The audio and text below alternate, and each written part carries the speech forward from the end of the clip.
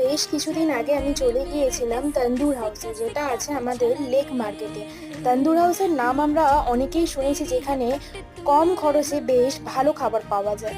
আমি এখানে স্টার্টারে নিয়েছিলাম ইরানি রেশমি কাবাব। এটার টেস্ট মোটামুটি বেশ ভালোই ছিল, আর এক প্লেটে 8 পিস করেছিল। আর তারপর এখানে নিয়েছিলাম তন্দুরি চিকেন উইংস। এটা কিন্তু খুব একটা ভালো ছিল না, ঠান্ডা সার্ভ করা হয়েছিল, একদমই ভালো লাগেনি। আর চিকেনের কোয়ালিটিটাও কিন্তু আমার খুব একটা ভালো লাগেনি। তারপর আমরা এখানে মেন কোর্সে নিয়েছিলাম গার্লিক বাটার নান, আর তার সাথেই চিকেন টিক্কা বাটার মশলা। চিকেন টিক্কা বাটার মশলাটা কিন্তু খুবই ভালো ছিল। আর এখানে বাটার নানগুলো সাইজ কিন্তু বেশ অনেকটাই বড় ছিল। আর তারপর আমরা এখানে নিয়েছিলাম স্পেশাল চিকেন বিরিয়ানি, যেখানে ছিল 2 পিস চিকেন লেগ পিস, আর তার সাথে একটা আলু আর ডিম।